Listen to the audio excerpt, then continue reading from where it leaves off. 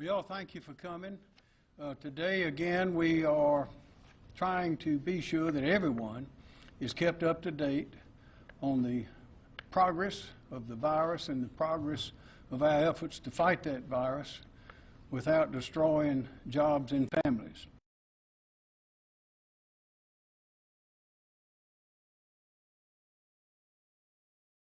Mandates and others that contain recommendations.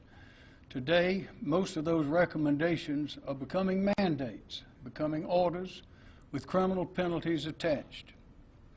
I'm issuing a mandatory home or work order, a home or work order that goes into effect tomorrow afternoon, Tuesday at 5:00 p.m. to close the business.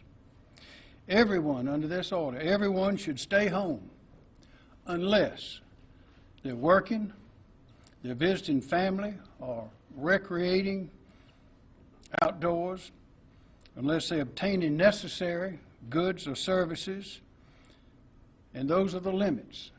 We are closing no additional businesses. Those businesses have been closed in previous orders. Also, we're requiring mandates of the retail stores that are open, and that is they must limit the customers. We must have social distancing in these stores, and that specifically is no more than 5,000 square feet in a retail business or 20% capacity, according to the fire marshal, whichever is less.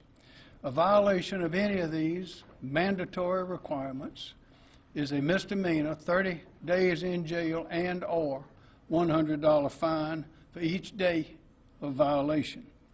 Why are we doing this now? Why not wait later? Why not have done it earlier? That is because it is time, according to the data, according to the science, according to the facts, and according to the expert advice and guidance, as we have explained before, it is now time to make these recommended actions required. Why is it time?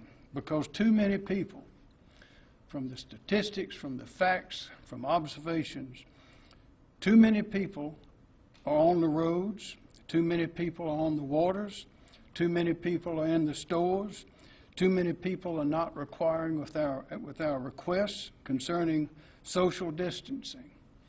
We've asked, we've urged, we've suggested, the experts have suggested, everyone is aware of the information that we have disseminated, but the last week or so has shown that it's not enough.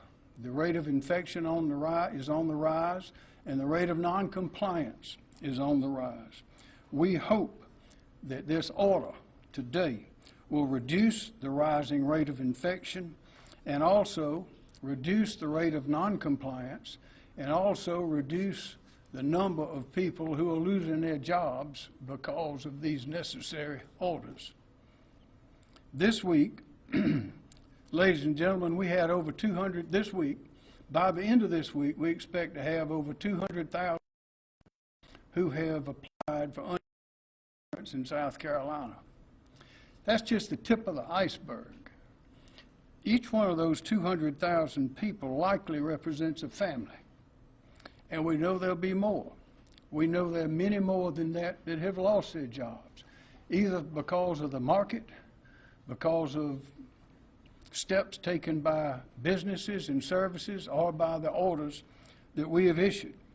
All of those people have to pay bills, they have to feed their children, they have to save for college. There are many things that people will not be able to do because of these orders. It'll be difficult at the least. So we must be aggressive in going after this virus, but we must seek to do as little damage, as little destruction to the homes and the businesses and the people and the jobs as is possible. Finally, as for the General Assembly, as you know, we have to have a budget, we have to have laws, we have to have business done in the General Assembly. So I am urging the General Assembly to come back to work on Wednesday, as has been planned, and get it done. We have cashiers going to work. We have police officers going to work. We have all kind of people going to work. There's no excuse for the members of the General Assembly not to come to work on Wednesday and take care of this vital business. And finally, again, on Easter services, we recommend that those services continue, of course, but we urge the churches and others to stream on the internet if they can, to meet outdoors if they can, and if they can't do those, please provide for that social distancing in the church. Now, speaking of Easter, would the chaplain please come forward?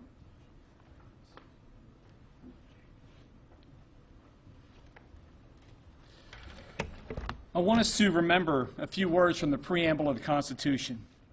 This says, "We the people of the United States, in order to form a more perfect union, establish justice, ensure domestic tranquility, provide for the common defense, promote the general welfare, and secure the blessings of liberty to ourselves and our posterity."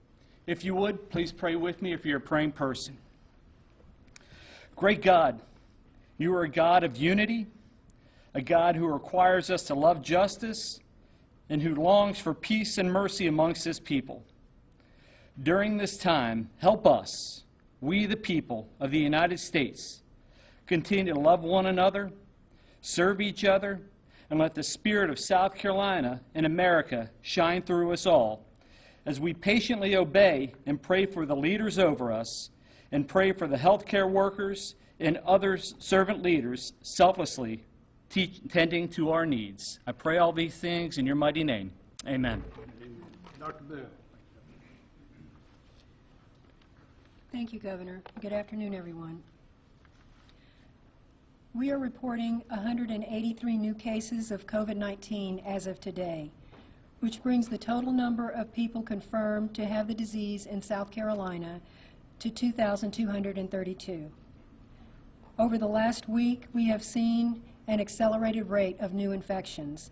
In South Carolina, an average of 187 new infections per day have been reported in the past week. That is an increase from an average of 90 new infections per day being reported in the week prior. We recognize the hardships that are facing many South Carolinians as we continue to respond to this public health threat together.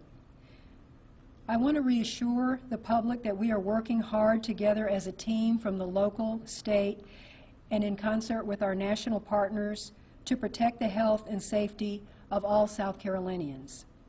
And as of today, we continue to work with healthcare facilities to stay updated on the availability of acute care beds throughout our state. And currently, we are at 51% capacity. A total of 21,384 tests have been performed by both the DHEC Public Health Lab and private labs on South Carolinians in our state, of which 2,232, or approximately 10%, have been positive. While our state's public health laboratory has no delay in testing, private laboratories around the nation have significant delays, which would indicate an even higher number of cases yet to be reported, and we should also include individuals who may not be tested. We are working to avoid the problems that the most impacted areas are seeing related to the stress on the healthcare system, including hospitalization rates, ventilator availability, and others. And we are doing this by prioritizing our limited resources. Our current data shows us that social distancing and staying home helped combat the spread of disease and ultimately save lives. However, while these hard-hit areas of the country are continuing to have significant daily mortality, it puts us in the best position if we plan for the worst. The daily case counts in some of those areas is improving due to strong mitigation efforts, and we've worked in consultation with the governor to implement effective measures to slow the spread of the virus. Our ability to combat the spread of the disease will depend on the actions that each of us takes. This is a historic and unprecedented event, and how we respond as individuals, a community, and a state will be remembered for generations to come, and we ask for your continued support for following the guidance of public health professionals so that we can continue to fight on your behalf. Please do your part, stay at home, and limit close contact with others. And as always, for the latest information, please visit our webpage at scdhec.gov/COVID-19. Thank you. Thank you. Dr. Davidson, Mr. Davidson, Director Davidson. Thank you, sir. Thank you, Governor. I'll briefly cover a few items that will be posted on our website later today, both an explanation and a video. Earlier this weekend, the CDC released information regarding the use of cloth masks and face coverings. While these measures are optional, they may help reduce the spread of the virus. They are not intended to replace social distancing or hand washing or any of the other recommendations intended to protect health. South Carolina residents should not run out and buy masks. As a reminder, the CDC has warned that this is a historic and unprecedented outbreak and that supplies are limited. It is important that we save the manufactured masks, be they surgical masks or N95 respirators, for doctors, nurses, and first responders who may need them most. Homemade masks may reduce the amount of virus that one breathes out and may prevent one from touching the nose or the mouth. This measure is recommended to be used in situations where social distancing may be difficult to maintain, such as grocery stores, pharmacies. It's intended to protect others from those who may be infected with the virus and able to spread it but not yet showing symptoms. People wearing masks should not feel a false sense of security as well. This means that masks should be worn to help protect others. It's important to understand that these recommendations do not allow for someone to go out in public if they are ill. They still need to practice social distancing, stay at home if you're ill. Individuals with symptoms should continue to isolate at home, but may consider a homemade mask when leaving to get medical items if a homemade mask is all they have. Again, we will post on our website instructions and a video for making a homemade mask. It's quite simple. All you need is a piece of fabric. You can take the fabric and fold the fabric so that it fits over your mouth and nose. On one end of the fabric, you cover it with a rubber band about 2 inches from the end of the fabric. You do the same on the other end of the fabric, about 2 inches down. You then overlap the fabric on either end, grab the rubber bands, and then pull it to the nose and mouth. Again, that video or a video similar to that will be posted on our website, as well as written instructions as to how to make a homemade mask. Thank you. Thank you. Adjutant General Cardi. Sir. Thank you, Governor. Since the announcement of the Governor McMaster's executive order issued on March the 17th, the South Carolina National Guard has been working with a strong coalition of personnel comprised of various state and federal agencies and our healthcare professionals here in the state of South Carolina to determine the possible impact that the current COVID-19 response plan could have on our healthcare system here in the state. We have implemented a scalable, tailorable, tiered response to increase the bed space, staffing, and other support services needed to operate a medical facility. And I'd like to briefly discuss what our analysis has revealed and the fundamental aspects of this plan. This tiered response plan is intended to operate within the existing hospital healthcare system in the state. It merely expands the hospital footprint outside of the existing hospital facilities.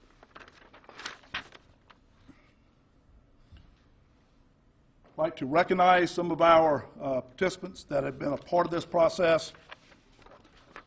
South Carolina Emergency Management Division, South Carolina Department of Health and Environmental Control, South Carolina National Guard, South Carolina Hospital Association, South Carolina Labor Licensing and Regulations, our regional health care providers, South Carolina Department of Transportation, South Carolina Parks, Recreation, and Tourism, and the South Carolina Department of Administration. All of those, in addition to others, to include the Army Corps of Engineers, have been a part of developing this plan that we are prepared to begin implementing as of now.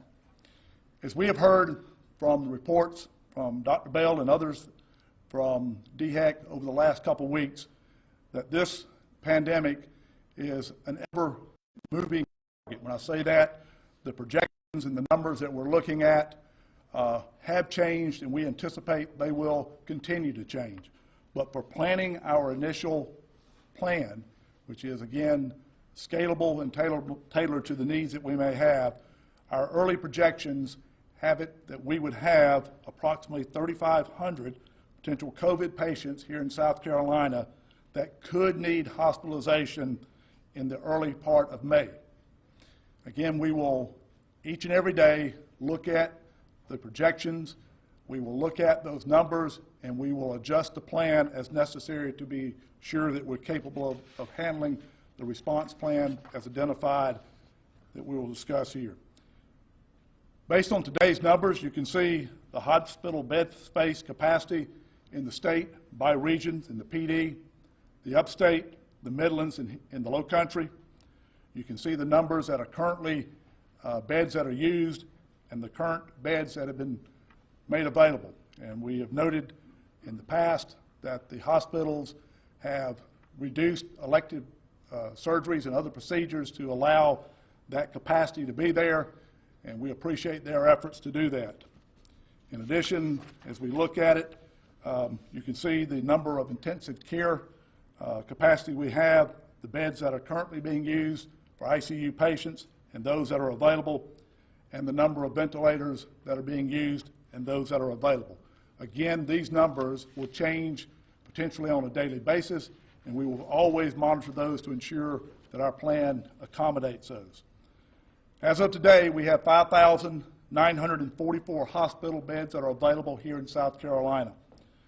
What our plan will allow us to do is to add an additional 3,000 beds to give us an approximate number of 9,000 beds no later than May 5th of this year.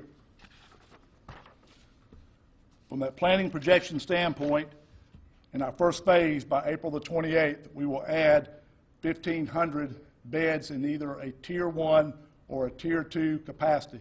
And we'll speak a little bit more into that detail as to identify what a Tier 1 and a Tier 2 facility will be comprised of. By May 5th, we will add another 1,500 beds that will give us that 3,000 bed capacity above and beyond what we currently have available. Some key takeaways from this, just want to say that this is a contingency plan. This is a plan that we will have in place, ready to go if those needs do develop.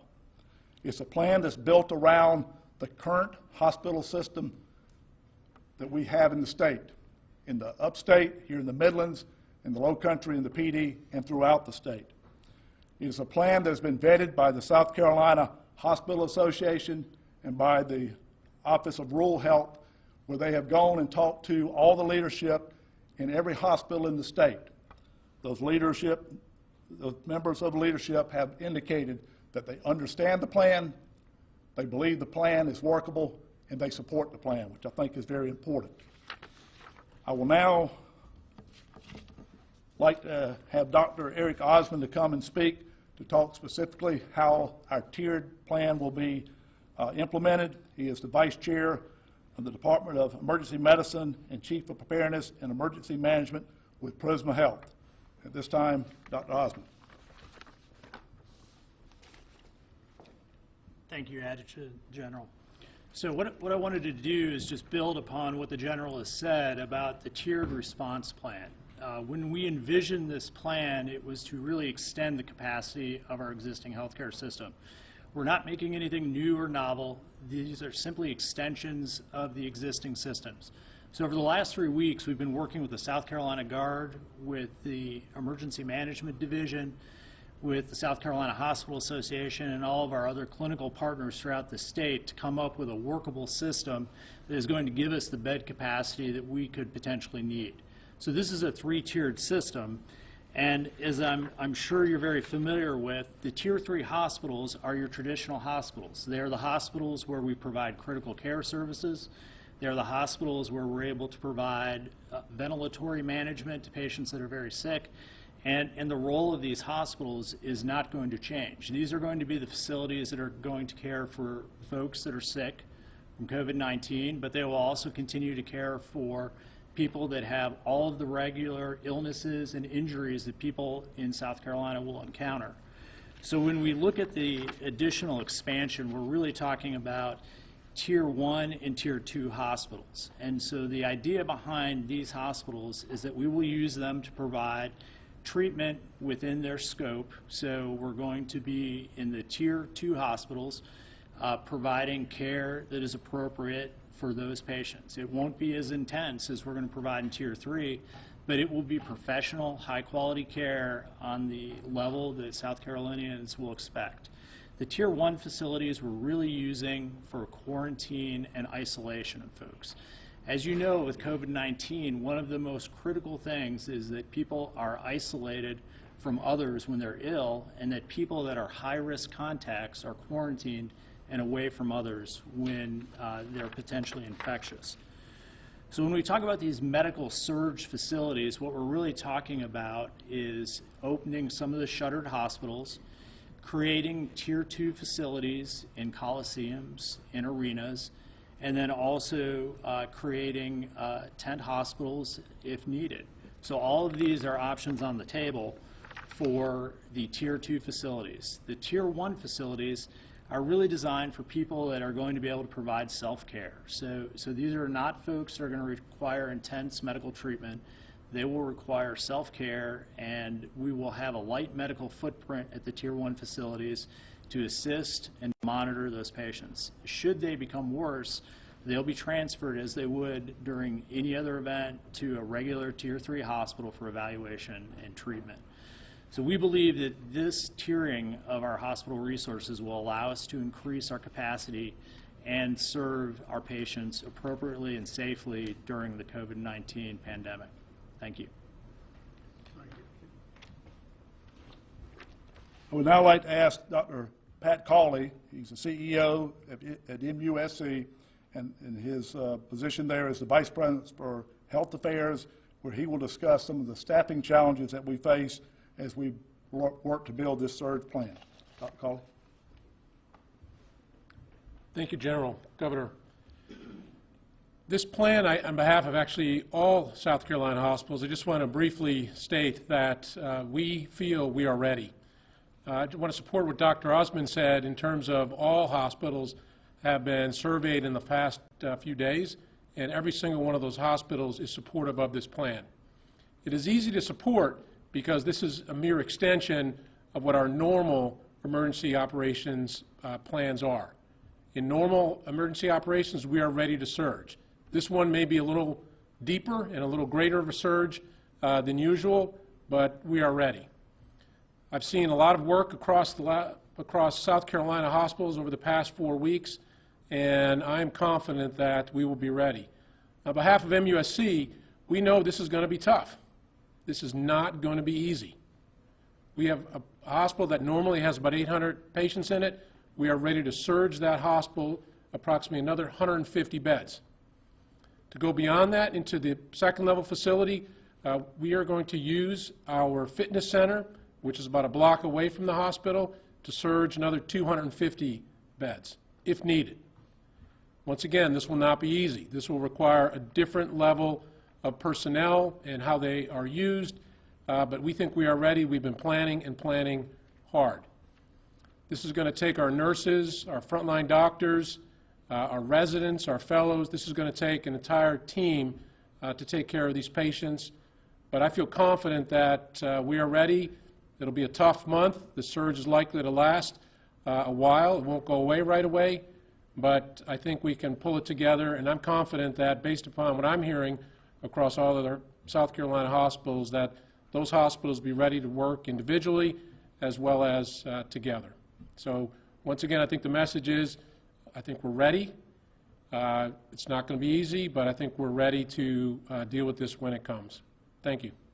Thank you, Dr. Cawley. Joe? I would like to ask Ms. Emily Farr with Labor Licensing Regulation to come up and discuss their role in the plan. Thank you, General. Governor.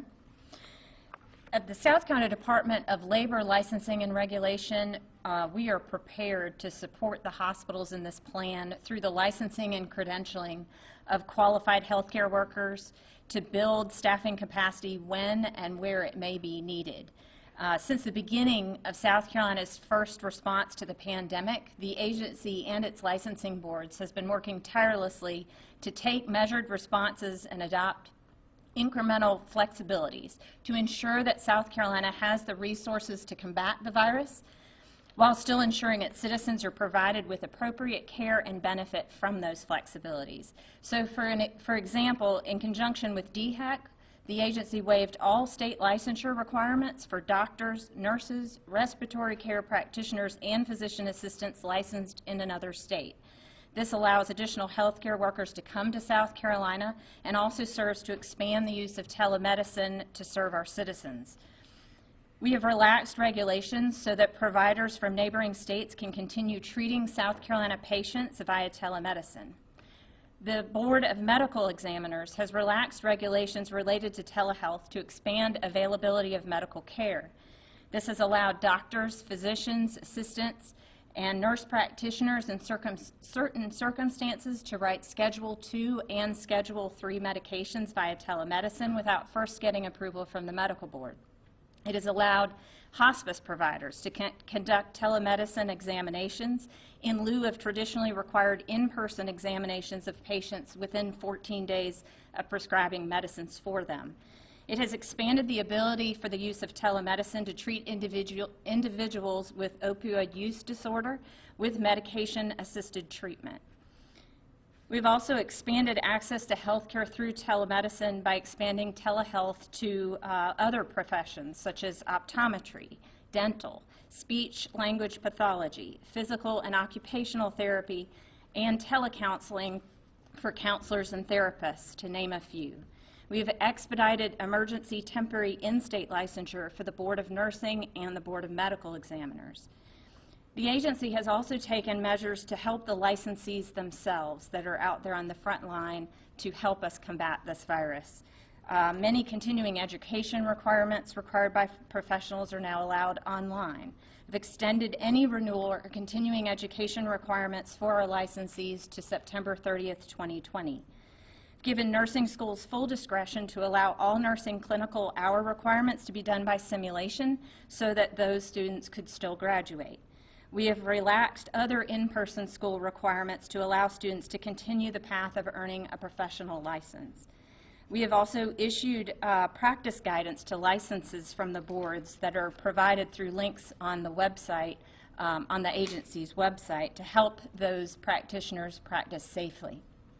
All of these measures are available on our website, llr.sc.gov. There is an alert at the top of the page that one can click on and see actions by every board and every area within the agency to help with this pandemic. That link is updated every day as new measures are taken to combat this pandemic. Thank you. Governor, that concludes. Thank you. Yes, sir. Thank you, General. Thank you, Ms. Farr. Well, as you can see, we have the whole team on the field, public and private. I want to thank these doctors and their staffs, the nurses, the physicians, all those who are on the front line. It's much like a war. They're on the front line. Law enforcement, same goes for them. They're rushing into situations that could be very dangerous to their health. But represented here today and displayed is a large part of the effort that we're making in public health. But also unrepresented today are some you've heard from before, and that's the Department of Employment and Workforce, as well as the Commerce Department, as well as the Department of Mental Health. We know that the isolation that is fostered by these orders and this pandemic are going to exacerbate existing problems and create more. Again, I repeat that we are going to have more and more people that are out of work for various reasons. But we are working around the clock to see that all the resources available to soften that blow, that economic blow, to protect those families, protect those jobs, and get the people back to work when the time comes, are being taken. We are taking measured, deliberate steps. Everything you've seen here so far has been a part of a plan that is working and is expanding, and there will be more steps taken in the future. So, are there any questions for anyone? Yes, ma'am. Your office has said that you've questioned the constitutionality of a governor's ability to tell people to stay home. What do you think of that now? And I mean, how has your thinking on that evolved? Well, I think the same of the constitutionality of such orders that restrict the liberty and rights of people that are protected by the United States Constitution. They are there for a reason, and they are there for situations such as this, so that we don't forget. You know, of course, personally, I've been a lawyer practicing attorney for 44, 45 years, several years as U.S. Attorney and several years as Attorney General. But what you can do under the law, what the government can do is, and we're doing that in this situation. We want to be sure that what we're doing is within the framework of the Constitution and the law, and that is to protect the people, having full regard for due process, their rights of assembly, their right to travel, but to stay within the parameters and the guardrails that are set up by the Constitution. We have a South Carolina Constitution as well. There's a right to privacy. So what we're doing is limiting the impact of what we're doing as much as we can in order to protect the health of the people that we know is protecting their health, without going beyond that and destroying more that we are protecting, while still sticking with the mandates of the Constitution. So the evidence and the facts that have been referred to today, that is the rising non-compliance, the rising infection rate, such things as the CDC now in the last few days recommending face masks, such things as about a week or so ago, the CDC declaring certain states travel advisories, domestic travel advisories in certain states.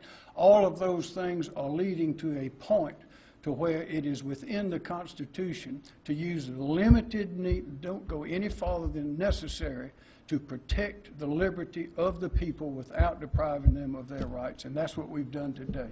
I'm confident that what we're doing today is legal, Constitution, and is similarly protecting the people without destroying families. As a Yes, follow-up, why not just call it a stay-at-home order? You called it a Well, home it is. order. We've been urging people to stay at home from the very beginning.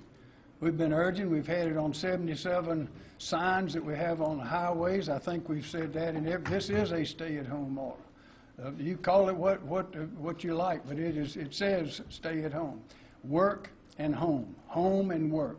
Those are the places, those are the best places to be. There are certain other exceptions that are good for the health of the people, but will not endanger their health. Those are the things that we've been espousing and promoting from the very beginning. Yes, ma'am. Governor, you encourage churches to do their services online. Well, a church in Charleston held a service yesterday of more than 100 people who were not social distancing. The pastor said it's his constitutional right to keep it open until the governor says otherwise. Are you going to ask to stop the service? Why or why not? And does this constitute a danger to the public seat? I can't speak for other governors, but this governor is not going to intrude on the First Amendment. That is an absolute right. We are encouraging pastors and others in any house of worship, any congregation of any kind, to use social distancing. That is, go online. Peggy and I go online with the First Presbyterian Church in Columbia. It's a little different because you don't have the whole choir singing, and there aren't but 3 or 4 people in the church. It's a big church, but it works. It's good, but do it that way. Or have the service outside with social distancing, or if you must have a congregation under a roof, then use that social distancing. But that First Amendment right is very important, just like the others, and we're respecting that.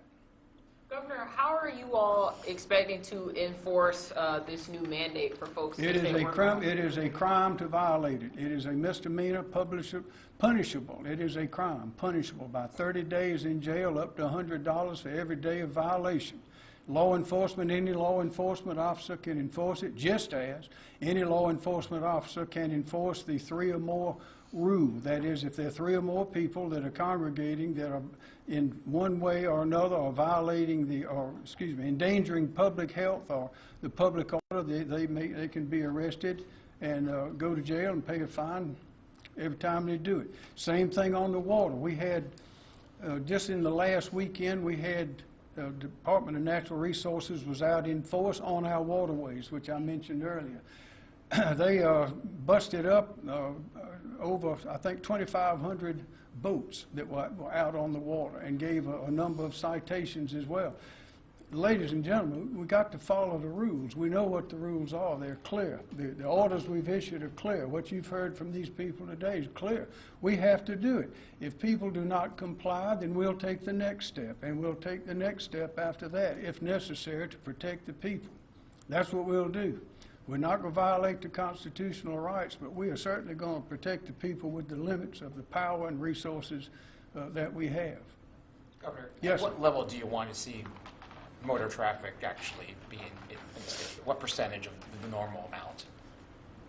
You can get the percentages of what's happened in the last weekend from the Department of Transportation. That was part of our consideration for today, where in some places, some highways, not interstate highways, but measuring the other highways, the traffic actually went up over what's usual. Went up 25% in some places. Well, that tells us that there's a level of noncompliance. People must be, they're traveling, they're moving around.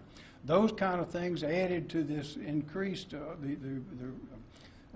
increasing incidence of the reports, and those are just the ones that we know about. That doesn't count those cases out there that we don't know about. All those things added together say that we have to do something. Precise percentage, there is no precise percentage, but we want to see it go down. We don't want to see it go up. We want to see the people that are reducing their interaction with others and the chance for contact and spread of disease to go down. And that's what must happen if we're going to stop this fire. It's easy to do. All you have to do is follow the rules that we've laid out, follow the rules that we've discussed every time we've been here, including stay at home as advice and now stay at home as a mandate punishable by law under the rules that we're announcing today. If everyone will do that, will be serious about this and do that, then the rate of infection will be reduced. Perhaps we won't get to the worst case scenarios that we're talking about and prepared for, by the way. We've been preparing for this for weeks. This is a part of our plan. Maybe we won't get there. We hope we won't get there. But if people don't take it seriously, we will get there. Yes, sir, in the back. Arenas were mentioned as possible surge hospitals. I'm sorry, say what? Arenas have been mentioned as possible surge hospitals. Have arenas like Colonial Life Arena been contacted? Everyone has been considered. We've had people volunteer. I think the plan that has been announced, I don't know if that includes any arenas at this point. We are certainly looking at those.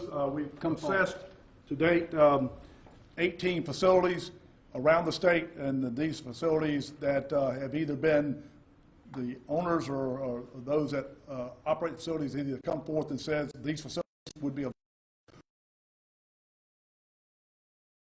control over. We look at each facility and we have to vet it against certain criteria.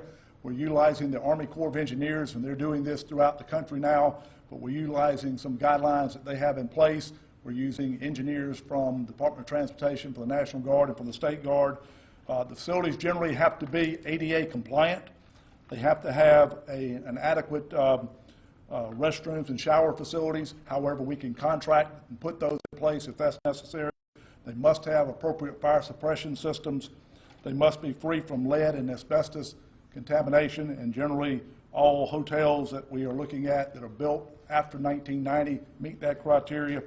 And they have to have emergency backup power. And we can also contract or have that type of resource made available. But we're working throughout the state.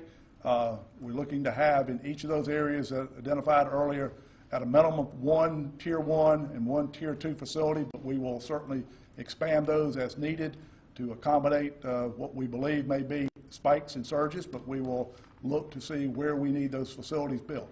We also have at our disposal basically hospital tents that are available to us. The state is contracting for 100 hospital bed tent, and through DHEC they have other hospital tents that can help expand that capacity.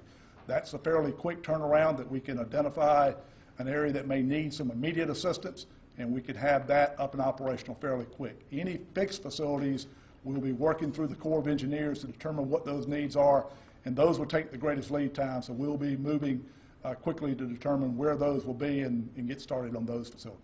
Who's going to staff these hospitals? Did that answer your question? Do you know if Colonial Life Arena is one of those that have volunteered? I don't know specifically of Colonial Life, but we have had a number of facilities throughout the state that have offered up, and we will be conducting assessments throughout the state over the next few days to determine what our needs are and capabilities are based upon the plan. Any more questions? Yes, for the as a general on follow-up to that? the shuttered hospitals that you might reopen, which hospitals are we talking about, and will those be solely for the Tier 1 self-care, or how will they be used? We have 4 facilities that were recently shut. When I say recently, over the last few years. 2 of those facilities are not going to be available to us due to either having been repurposed or we found unacceptable levels of mold in one. The other 2 will be continued to be looked at, and no final decision at this point has been made on whether we will use that as part of this plan. Can I say which 2? Excuse me? Which 2? I think it's the Fairfield and the Marlboro that are still potentially on the table. Any more questions for the general? Yeah, who's going to staff these hospitals when they open up? The staffing as identified by Dr. Cawley, all of this will be done within the framework of the current hospital system. Any support type needs that may be necessary to build up these external facilities, assets such as the National Guard could be available to help with that. We can contract some of those facilities or some of those capabilities as needed, but we will work within the framework primarily of the existing hospital systems for the actual care itself. The other support systems that are necessary to run a facility may be brought on by other capacities, the Guard or contractor. Is the 3,500, that's a worst case scenario for the state? That is a mid-range projection, and we will continue to look at projections each and every day as we look at that. And our system is scalable, and if you look at that number based on the current availability of hospital beds, we are confident that we can meet that, but we want to have that contingency available in case those numbers do exceed what we are currently planning and working against.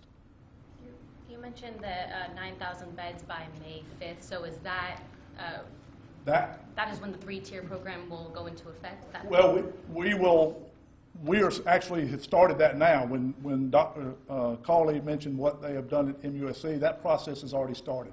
And all of the facilities around the state have been actively working to enhance their capability to expand within their current footprint.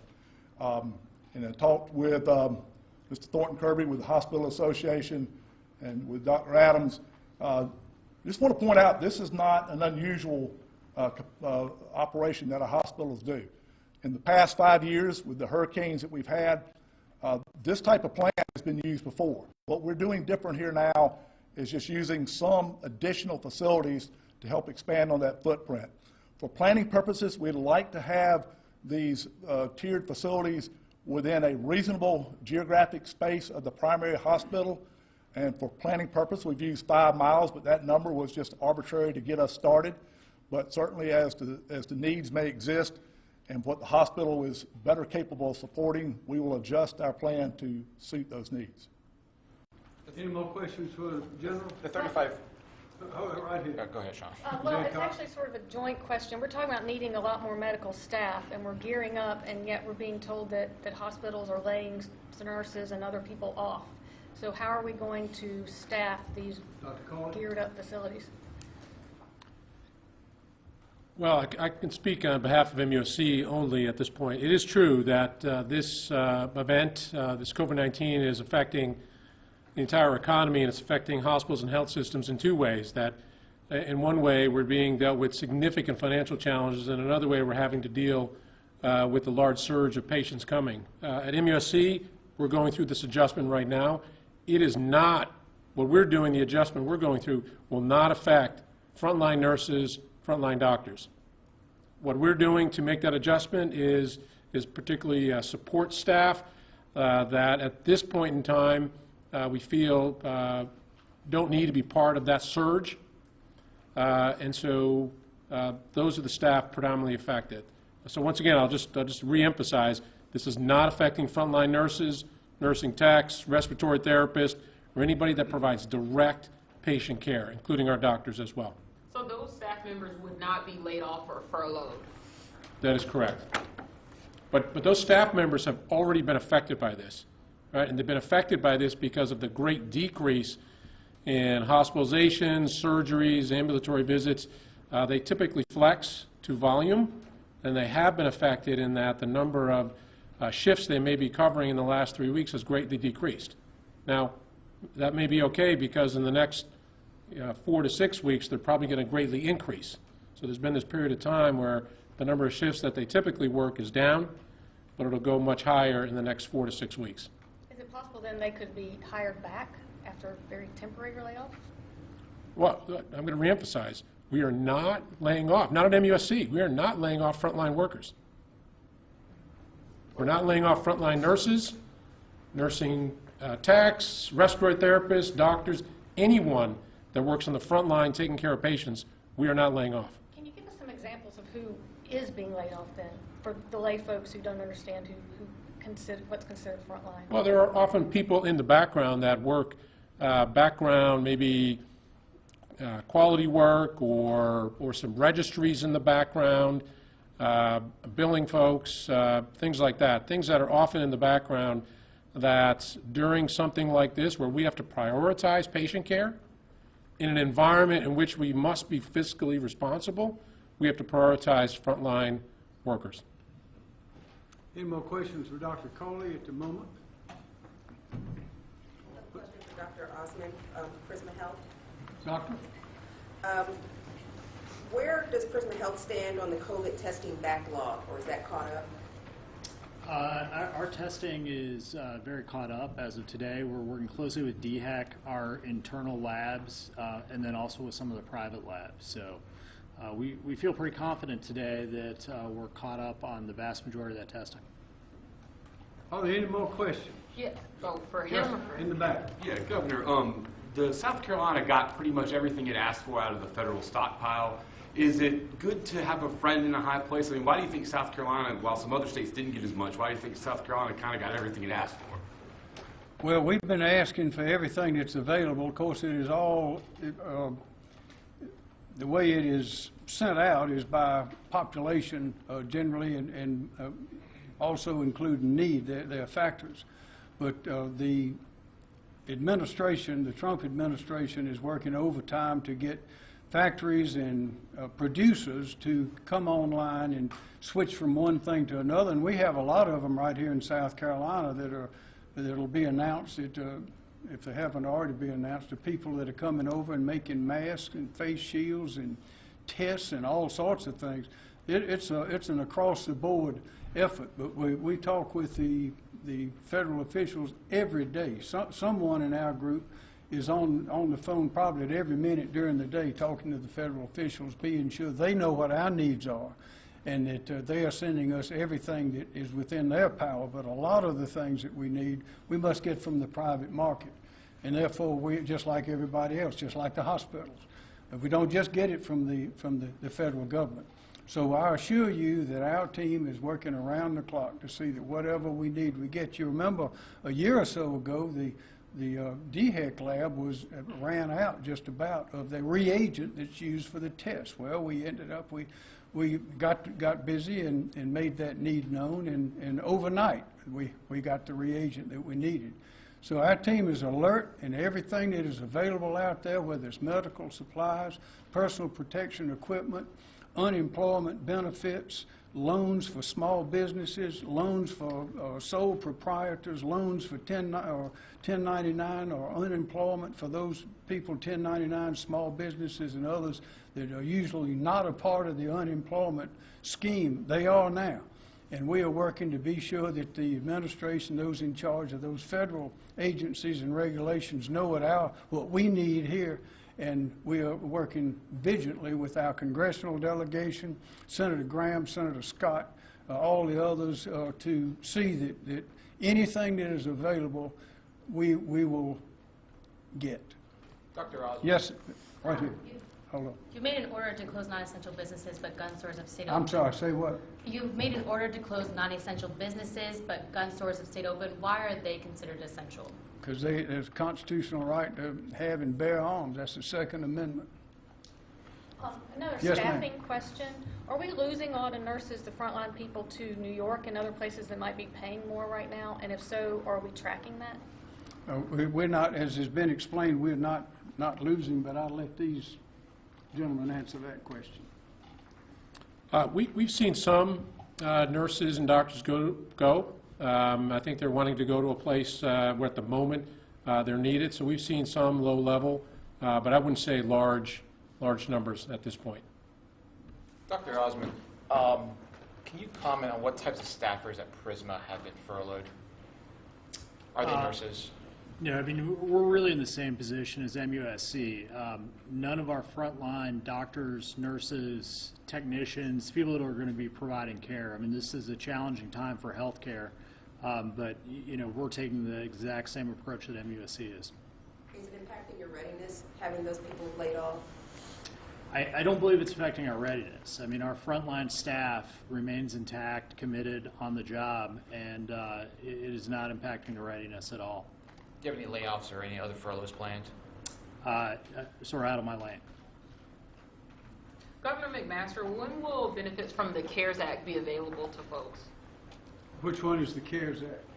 That's the one where they file for unemployment and they are able to get those benefits. That's the $600. It's the $600. Regardless, you have the Coronavirus Assistance Act, and then you have the various acts. But the $600 per person for unemployment insurance was not available until, I think it's just started now, because of requirements that had not been met in Washington for the dispersion of those funds. But that's being met now, and those checks, that money will be added to everyone's unemployment check who files for unemployment under the state unemployment system. Now, for others, the $1,200 per person, that is automatic under the from the Treasury Department, but you have to be known as a taxpayer. If you're not a taxpayer, then you can file as a taxpayer. You need to hurry up and do it. If you haven't filed this year, because the extension's this year, but if you haven't filed yet this year, then what they will use is what was on the books last year. And that, if you have a deposit account, then it'll go directly into your bank account. If you don't have one, you're going to have to they'll have to send you a check. That's going to take a little while.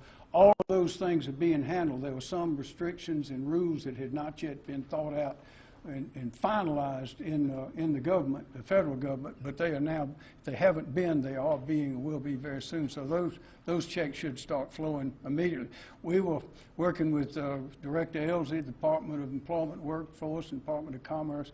We were preparing to see what we could do ourselves in order to try to help fill that gap, but now the checks, the money, the support should be coming. And I say again, there's ample avenues open. I urge everyone who's interested to go to those websites, the Department of Commerce, Department of Employment and Workforce, and look at those. And there's also loans coming through the private banks as well for small businesses. Yes, ma'am. Questions if there are. Ma'am? MUSC question. Are you still doing non-necessary surgeries to keep the cash flow coming in, like gastric bypass or other things that could be postponed? We've postponed anything that can be postponed. We're only doing, at this point in time, emergent surgeries. That means emergencies. And we're doing only surgeries that we call urgent, less than a week. Meaning if it's not an emergency, but it should get done in the next week, we are doing it. What we're also finding, though, over the last, because this has been going on 3 weeks, we have a third category called urgent, less than a month. We are starting to get into that group. We're trying to push that off. But unfortunately, this has gone on long enough that we're starting to see those. Anything over 4 weeks that is elective, we are not doing. I have a question for Dr. Bell. Dr. Bell, what can we expect in the coming weeks? I know the Surgeon General has put kind of a grim outlook for the next 2 to 3 weeks for our nation. What specifically can we look for in South Carolina? What are the projections there?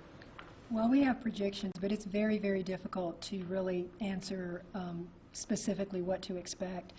Our projections have already been commented on that are based on a variety of models. We're looking at everything from projecting out case reports based on who's been tested. We are looking at projections based on what other countries have experienced in a recovery phase. And so our preliminary projections based on one particular model suggest that we may see a peak in deaths in the first part of May. And from that information, it gives us the ability to estimate hospitalization use, intensive care unit use, and ventilatory use during that period. So what that actual number is hard to define because it's based on a range where there's a worst case scenario and a best case scenario. And as General McCarty has already commented, a range approximately in the middle of that has been selected for this hospital planning. Dr. Bell, what's the status of the database for This has to be the last question. What's the status of the database for law enforcement in terms of where COVID-19 cases are? Director Davidson will answer that. Thank you, Governor. You're correct. We are working closely with our local partners, law enforcement, emergency management partners, I'll say. We started during this last weekend process through which we can enroll them electronically. And depending upon the type of system, there is not one 911 system around the state. There's many different types of 911 systems. And so some will have access through a query method, internet-based query method, where at a 911 station, if they are responding to an address, they can enter it and they can be told, yes, that's a recent COVID, a residence where there was a recent COVID positive individual, or no, there was not at that same address. There's also a model that we're pursuing. We have several counties that we're trying to work to pilot this with. And so in addition to the 911 center model, there's also a model where the responding unit could do the same thing and provide a query. And then there's also where the larger counties, the counties with more 911 capabilities would be able to have a system that would more directly integrate with their CAD-based 911 system. So we have several models that we're working simultaneously. Throughout this week, we'll be piloting with several counties, and as the week comes to a close, we should be in end of the week and into the weekend beginning to share with all counties that data electronically, but also I must urge in a very secure way, so that we're not just handing anybody a list per se. It would be through a query-based system for those that have a need to know. Governor, I have one more simple question for you. Have you been tested for the virus yet? No, sir. Okay. I have not exhibited any of the symptoms. I'm following the protocol. I want to thank all of you for coming. Particularly today was focused mainly on our medical and health response. We appreciate the work, and please tell the doctors and the nurses and all the rest how much we appreciate what they're doing. Also, I want to remind you that law enforcement and the first responders are really in a situation where they have to rush into danger, not knowing what they're going to find. We're trying to solve that problem, as Mr. Davidson just mentioned. But for the ladies and gentlemen and the citizens, the mamas and daddies and children, we're doing all we can, and we're thinking every day of the people of the state. I want to remind people that it is the elderly that the facts, the science, and the data show are more susceptible to this.